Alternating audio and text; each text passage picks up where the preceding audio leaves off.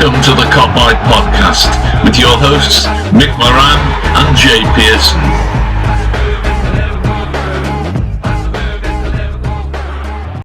Hello everybody and welcome back to the Kopite podcast. Once again it's Jay and it's Mick, and we've got another special episode today, and we have a former Liverpool player and somewhat of a cult name at the football club.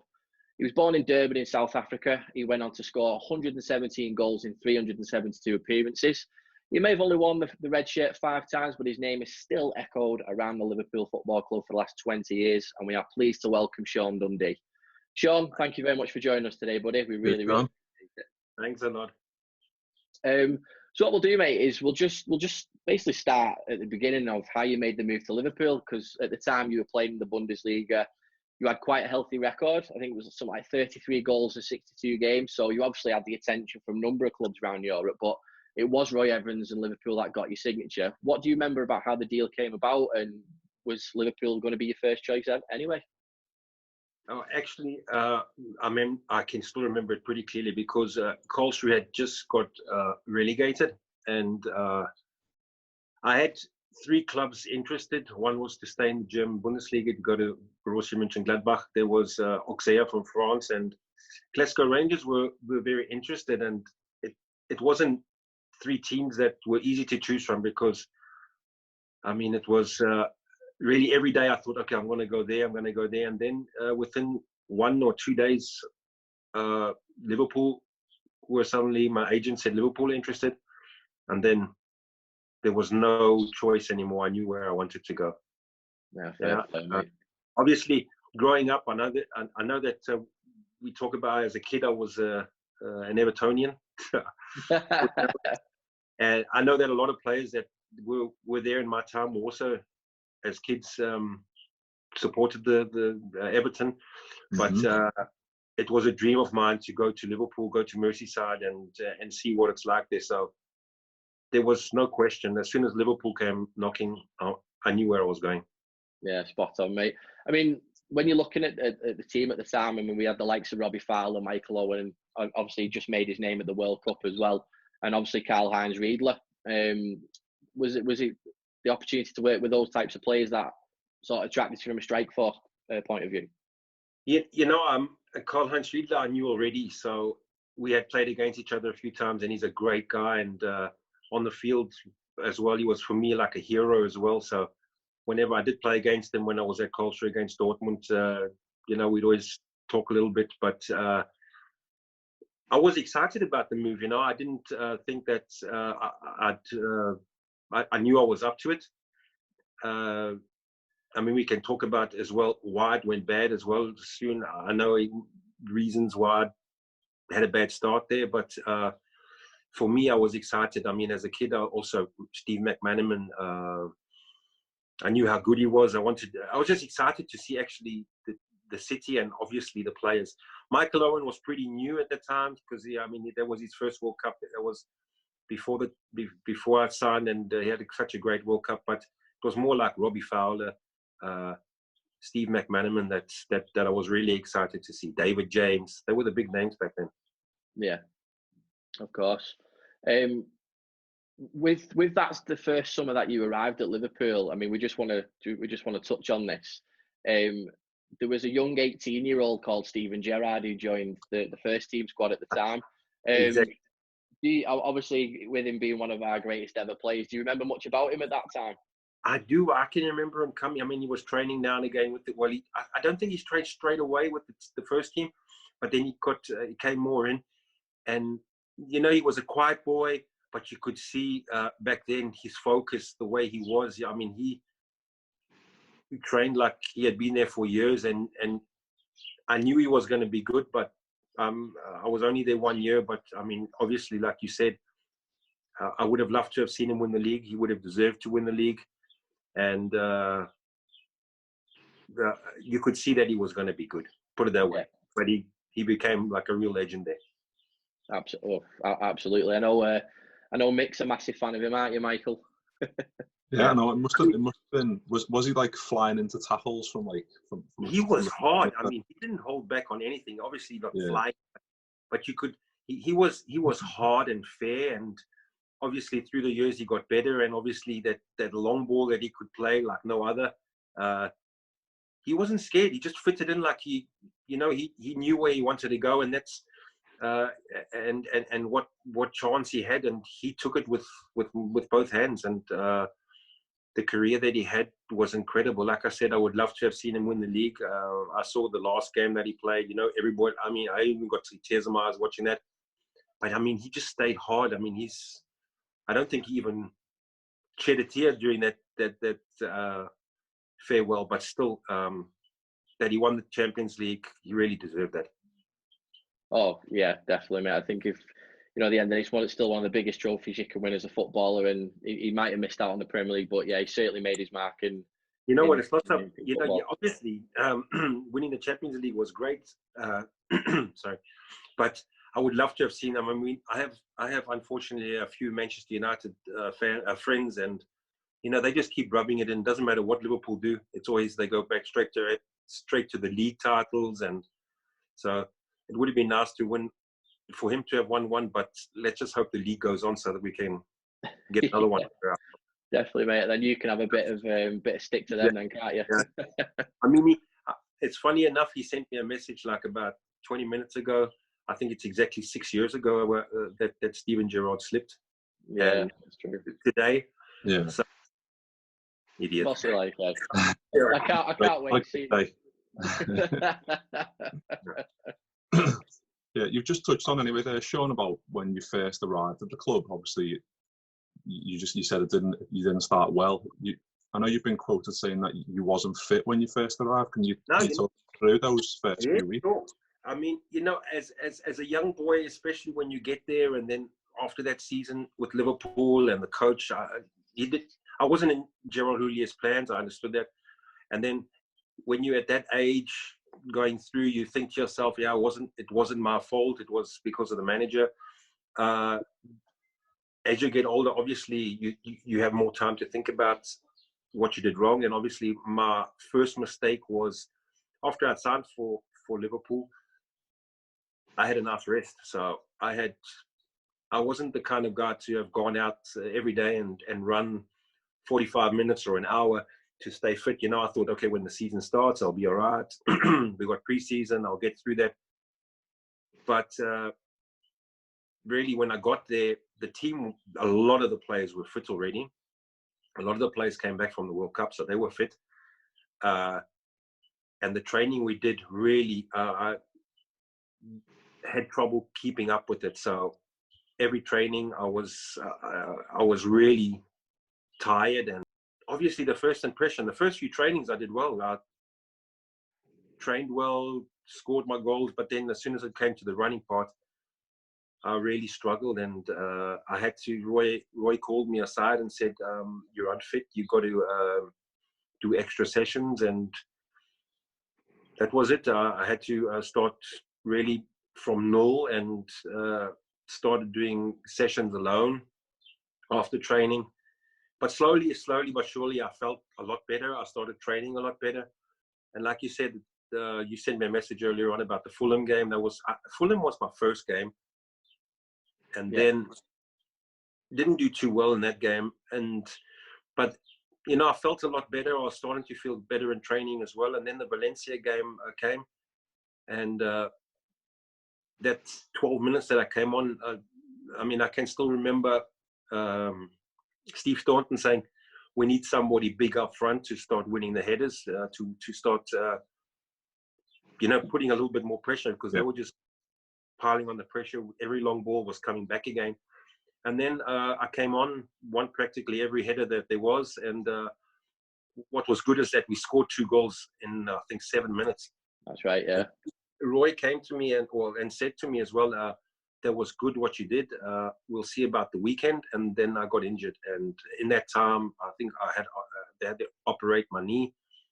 In that time, Roy Evans left. And when Gerard Houllier took over, like at every club, when a new coach comes in and you're not in his plans, you can't do anything, Yeah, that was, for me, it was a weird situation, wasn't it, when you had the joint manager situation? Because obviously, it wasn't easy because there was, back then, I mean, to be honest, there was players that didn't want that.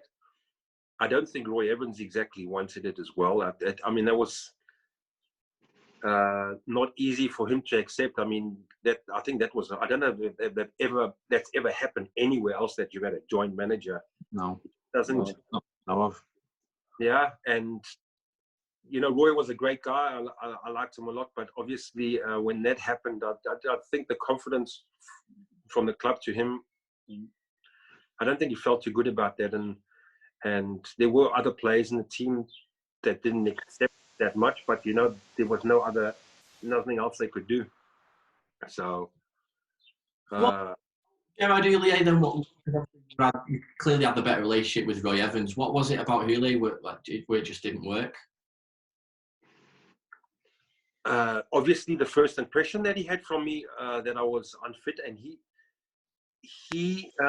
I mean, I wasn't the only player that he didn't want. There was other players that he got rid of straight away. I think Jason McAteer was one of the first that. Yeah. I can still remember that day as well. We were training at Anfield, and Houllier called Jason, said, "You have to drive. You do driving with me in the car." So Jason went with him, and when we got to the club, he said, "Yeah, they're selling him." So it was weird with me. It was also a weird situation too, because I was still after the operation. I was about 3 months. I was out.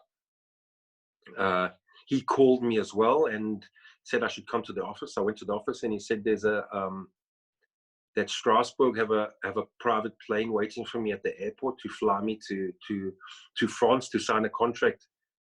And I was I'm not fit yet. You know, I'd been like one month or 1.5 months out. I was still in rehab. I was every day getting treatment, and I said I'm not flying anywhere now. I'm gonna first get fit, and then we can talk about it. You know. So the people that were already there had to go home. I said, I'm not going anywhere now. I'm going to wait. And then as the season went on, he had no choice to put me in the squad a few times because Michael Owen was injured. Robbie Fowler was injured.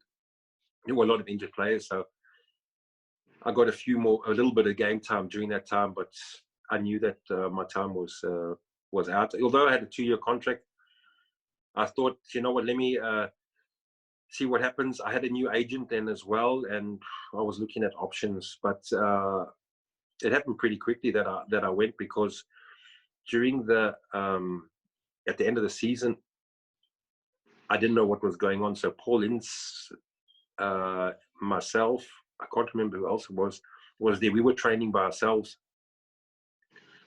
every day. Meeting at Melwood training, and I said to Paul, "Yeah, when does the team start training again?" And he said, "No, they've already gone to training camp." So I called my agent and said, "It's time to go."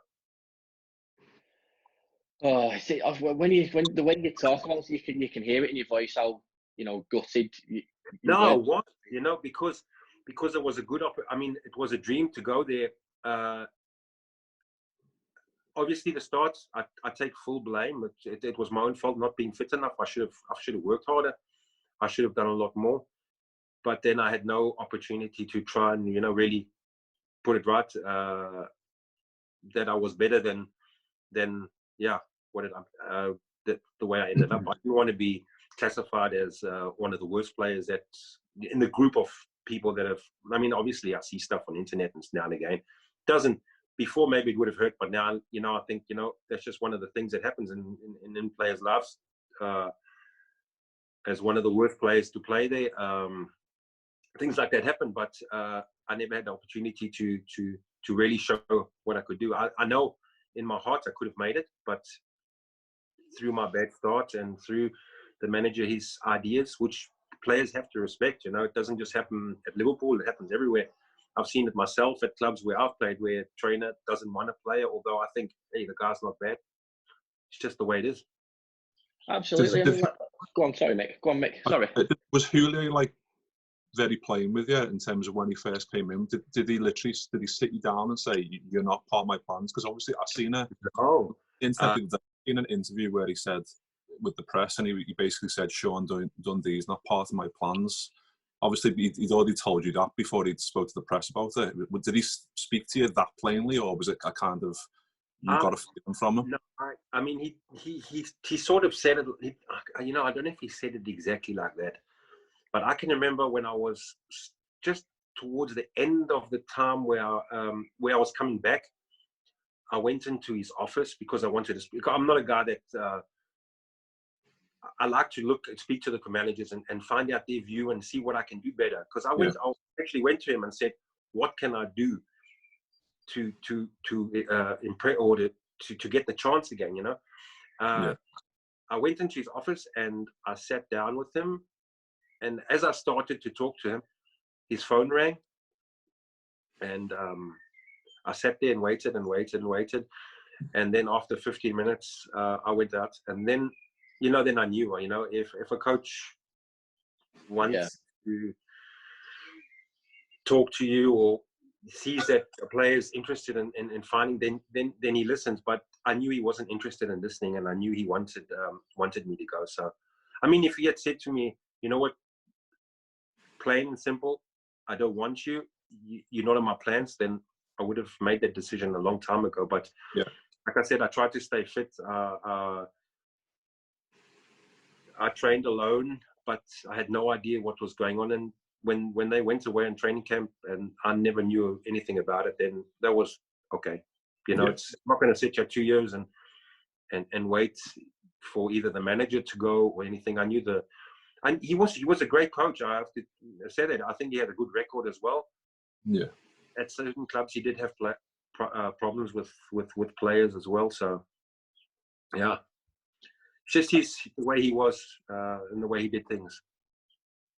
Well, if we spin it back to obviously the debut when it finally came, because I mean it was a special day for you to make your debut for Liverpool, regardless of how many minutes it was on the pitch. I mean, obviously I mentioned it to you before. I've still got the programme from the day it happened. Obviously, it was my birthday. It was only my second game ever at Anfield, and you made your debut in the League Cup game against Fulham. So you're on the bench the week before against Valencia. He didn't come on, obviously, but then what was it like knowing that you're coming on, walking out into Anfield in front of the Kop for the very first time? I mean, obviously I'd been in the stadium every home game before that, or any game before that, so it was just impressive just being there. But the funny thing I remember about that against Fulham is I don't know what minute I came on, but I must have stood about between 5 and 8 minutes on the side waiting for the ball to go out. Really, it was funny. I mean, I was ready on the line with, I don't know who was standing next to me, and we were waiting for the ball to go out. It was like 2-3 minutes, still nothing. Ball's not out. 5 minutes, 6 minutes, and then eventually it did go out, and I came on. I remember. I mean, you got the team sheet. I think there was a South African in goal for Fulham, wasn't there? Ray Orense. That's the one. There we go. Yeah, he's South African. We worked a little bit together in South Africa a little bit later on after my career as a commentator. I remember him being in goal, but it was great. I mean, I was hoping, obviously, after something like that, you hope that slowly you come in and things just start clicking, But like I said, the next game was good against Valencia, and then injured, and then it was just downhill from there. I know, and it's the heartbreaking thing. I mean, as growing up, I was always a striker myself. So when we signed a new striker and stuff like that, and you did come with a decent pedigree with the way you played in the Bundesliga, you must have been confident to replicate your form from the Bundesliga in the Premier League. Yeah, I wasn't. I mean, the speed of the game was a lot different. The Germany back then was a bit slower. The game speeded up everywhere in the world at the moment, but I did notice that in England it was a lot quicker. I had to first get in there. They always talk about game practice. I needed that, and I was happy just to get a few minutes in against Fulham, to come on against Valencia. And I just hope, like I did at Colsbury my first time, the coach gave me always a little bit longer till things just fitted in. But I never got that chance. It was a stupid injury, silly. Yeah, just a bad coincidence that my knee twisted a little bit strange, and then that was it. Yeah, And I think that's the heartbreaking thing, because like you said before, you know, that you're not the only person that's obviously signed for Liverpool and come with a good pedigree and it's not worked out. I think, you know, Yeah. Robbie Keane is an example of a player that arrived at Anfield with a great reputation. Yeah, Unfortunately, it didn't work out for him. And again, it was probably the relationship he had with Rafa at the time. And it's, again, it can just be a clash of personalities, and that's why we didn't see the best of you. But, you know, you still managed to sign for Liverpool, you still managed to wear that red shirt, and you've walked at Anfield, which is a lot of players. I mean, I still got shirts at, well, my dad has all my shirts, but, you know, I'm proud to have been there. I just, obviously, in my heart, I wish that I had made a decent impression. Not so much for the managers, but for the fans, you know, because I've stayed in contact with, I mean, supporters write to me now and again, and I just wish that I had left a better impression, really. No, and we appreciate that as Liverpool supporters as well. We can see it in your face, we can hear it in your voice. How, you know, you're not the person that a lot of people. Oh, he's on the all-time worst list. I mean, at the end of the day, mate, you will never be top of that list, because El Hadji Diouf will always be top of that bloody list. Yeah, okay. Yeah, I mean, I know there's it's a stupid list to have anyway, you know, but there's one other thing that really got me, you know. I don't know what newspaper it was about the faster than Owen. I never said that. Right, okay, there we go. And my Manchester United friend, he's always rubbing it, and I said, you know, I never said that. I said I was the fastest player at my team in Kolsrud.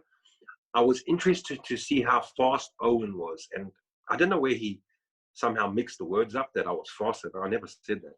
Typical newspapers, mate. It's good that I can at least get it out there. I've told them a million times. I've never been a player that's tried to compare myself to anybody else. I knew the boy was quick. I knew he was probably quicker than me, but I was interested to see how quick he was, you know. So, but yeah, they twisted around and I was faster than Owen, and I thought, you know, I never said that. Yeah, maybe for a better newspaper headline, so whatever they can do to twist it. It was probably the Sun anyway. Yeah, it probably was. It was. Yeah. You know, when we on our YouTube channel, we've got a show called the Squad Number Show, and it's we always look back at every player to wear a different number in the Premier League. You wore number 16 for Liverpool. Was there a reason you chose that number, or was it just the one that was given to you? You know what? I would have always loved. I always loved to have the 11. It was just my number that I loved as a kid. But when I got there, I think there was only a few numbers available, and I think 16 was probably one of the lowest numbers that were still there. Yeah, it's always one of them. We try and get the lowest number possible, don't you, in terms of that, because obviously first team and stuff, I don't blame you. But yeah, I think Jamie Redknapp had number 11 at that time, so he quite a long-serving player. I don't think he was going to give that up, was it? Yeah, no, I mean, I wasn't the guy that would, it didn't interest me. You know, I was just happy to have the shirt anyway. Of course, absolutely. Yeah. No, I appreciate that, Sean. It's always one of them things that we always ask our guests, because we're, okay. Well, nice. Mick's not as obsessed with squad numbers, but I am. But yeah, Mick, we just want to go for it, right? Yeah, so like we prompted you at the beginning of the podcast. We want to find out your top 5 aside team with players that you've played with. Okay. So obviously goalkeeper and 4 players or what? Or just it's up to you. You can have a fly goalkeeper. No. So it's like as you say, a 5-a-side team, or just the top 5 players.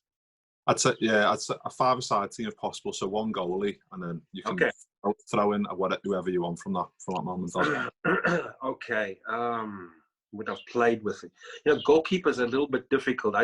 Does it also count that I've trained with? Like I've trained with the national team. If you want to, yeah. If you want to, yeah. Of course you can. So then I'd have to take Oliver Kahn as goalkeeper. Legend. Yeah. I'm going to go no specific order, but I'm going to have to take as a striker Robbie Fowler. You know, just brilliant. You know, incredible player. And you know, I was injured in the time I was injured as well, and the Everton game. I mean, I know that year he got his nose broken, and I remember him doing the sniff on the line and stuff. But just when I watch now and again still watch old games and just how clinical he was in front of goals. I mean, even nowadays he'd be great, but I definitely have to take him just in front of goal chances. He didn't need a lot. He just scored, Let me think now. I'm going to have to go with Thomas Hessler in the midfield because he was the guy that I clicked with better than anybody else in my football career. He got me probably 70% of my goals. So he was a hero when I was a young boy. I got to play with him. So Thomas Hessler for sure. You guys will still know who he is. Absolutely. Yeah. Great player. Yeah.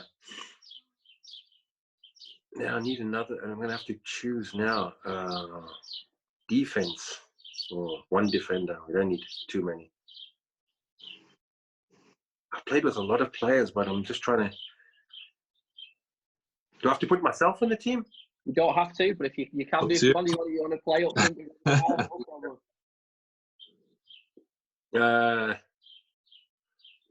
You've played with quite a few, haven't you? So it's going to be quite. Yeah, I know. I'm trying to think defensive-wise. Also, I'm not going to take no defenders. I'm going to go with Steve McManaman as well. Ciao. Also, when I was growing up, and actually, I got on pretty well with him at the club. We used to talk a lot. He was probably one of the guys that when we went out now and again, we saw each other and we spoke a lot. He was very open, very friendly, made a great impression, and he loved cars as well. So we used to have other things to talk about, and then I'll put myself in, Yeah. Give me a chance to play with Robbie Fowler up front properly. That's what I love, mate. Striker's attitude, shove yourself in there. I love it. Yeah, it's brilliant. I can also play the back, so yeah. Robbie can front. You can win all the headers for him. Exactly. We just want to talk about finally just regarding, obviously you've got the German connection at the minute. We would just love to get your opinion on the job that Jurgen Klopp's done and what you think of the current Liverpool side and how far you think they could go. Jurgen Klopp, what a guy. I only played against his team once in my whole career. Yeah. And we won, so that was a good thing. It wasn't a cup game. He was still at Mainz, actually. Was he playing or was he a manager at that time? No, he was the manager. So he had been done well. They had 2 years, I think, in a row. He just missed qualification, coming up, promotion. But you could already then he had a good name, and then he gained promotion with Mainz. He did a wonderful job there. Then he went to Dortmund, was terrific there as well. But just he's been. I mean, he's a advertising. I mean, you see him always on TV here in Germany. He's all kinds of adverts. Everybody loves him here. I think that's the thing at the club as well. He gets on with players because he was a player as well. It's just like Liverpool is like a family. It's become a family. It's not just a group of great players. You get that feeling that the players really win together and lose together. There's no blaming if somebody loses a game. It doesn't matter. We are a team. We stick together. I just think he's built a great system there. I can't believe that they really run away with the league title this season. Although we don't have the title yet, nobody thought that was going to happen. I thought it was going to be a two-horse race again, but he's just found a way to keep the team fit, which has been the most important thing this season. You've always had the main three guys up front practically playing every game. Now and again, one's taken one game injury or two, but he's kept the team fit. Manchester City obviously have the biggest team and the best players on the bench and everything, but Liverpool have pretty much been able to keep their team fit. He's found the right strategy to keep the boys at their best through the season. And if it's luck, maybe he's been lucky with injuries this season. I don't know, but I just find he's done an incredible job, and the league title would be now just the greatest thing right now for him. Absolutely. Cherry on the cake, wouldn't it? Especially after the Champions League last season. Yeah, I mean, the Champions League, they deserved it last season. I think the season before that, they were really close to it. Obviously, the injury on Salah back then was cost Liverpool that there. We all saw it was a blatant foul on him, and yeah. You took how loved Klopp is in Germany. Do you feel like to be manager of the German national team is the next step for Klopp after he leaves Liverpool, maybe in 2020? No, I don't think that's his kind of. I don't think that's maybe in 20 years or something for him when he's older. I just think he loves these weekends. Just being with the team the week. That's for him more important than the national team. What I do think, I mean, like I said, I'm a Liverpool fan. I like Bayern Munich. I can imagine that one day he might go to Munich before he goes anywhere else or become manager. But I don't think that's something for him. National team, people would love to see him in the national team, but what's he going to do most of the week? I think he loves this. During the week training, then the weekend the games. It's more exciting. Yeah, absolutely. I mean, to be fair, we'd love to keep him forever, wouldn't we, Mick? I know. I can imagine. I mean, nothing. Nothing lasts forever. Obviously, one day the time's going to come where he goes, or I don't know what's going to happen. I can't imagine him leaving either. But somewhere along the line, we hope it's not now in the near future, but sometime he's going to leave. But he's going to leave a legend for sure, and one of the best. And whatever he does, I love listening to his interviews. I love his opinions, what he has. He's always supports the players. He never runs anybody down. He's really part of the club and the team, and that's why the players love him so much. Yeah. And I think that's also a reason why big players want to go, because So we've just one final message for the Liverpool fans, mate. Obviously, I know you've touched on it throughout this interview, and it's been absolutely fantastic, the insight that you've given to us. But if you could give a message to the Liverpool fans now, what would it be? From my side, I mean, I can only think about one thing. I just want us to win the league now. I want us to get this over. I don't care about what's happened before. We've spoken and touched a lot on that, so I don't have to say anything about myself. I'm still a big fan. I want Liverpool to win the title and to go on and win a few more in the next few seasons. And I watch as much as I can of Liverpool. Obviously, it's not. I used to watch a lot more games, but now working on the weekends, I don't. But I mean, it's one of the first things that comes on my phone when they're playing, who scored, and I'm always informed. So, well, mate, you're always welcome for a pint with us. I would love to come back again. I haven't been back to Liverpool since I left. Wow. And oh, really? I haven't been back since I left, and it's one of the things that I would love to do. Come back to a game and watch, and just it was great to you guys as well. I mean, I hope a lot of people watch this and they get to know a better side, the other side of me. That's and fine. just to get what went wrong. Yeah, it was my fault at the beginning. Take that full on my thing, on my shoulders. That was my fault, but. I think I could have made it there, and I didn't get the chance, which wasn't my fault. It's the manager's ideas, I accepted that, but it's great to see the club healthy and doing well. And like I said, I hope football gets going soon so we can, lift up that trophy. It doesn't matter if there's no supporters in the stadium, just to get the next title under the belt. Yeah, definitely. Listen, next time you're over here in Liverpool, give me a You know, you've got my number. We're gonna stay in contact. I mean, we'll see that happens. And like I said, you guys can always get hold of me. Stay in contact. WhatsApp, no problem. To Germany and come and see you. Yeah, you can. You can come. Like I said, I'm when I do commentary, I'm mostly in Köln.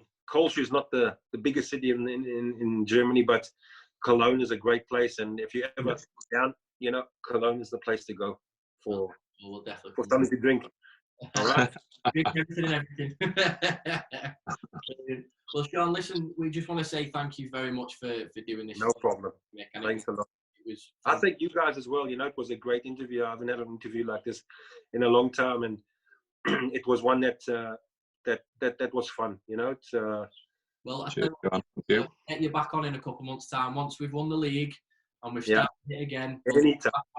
And we'll have a chat. Is that if that's okay with you? You can be our resident German correspondent. How about that? Sure.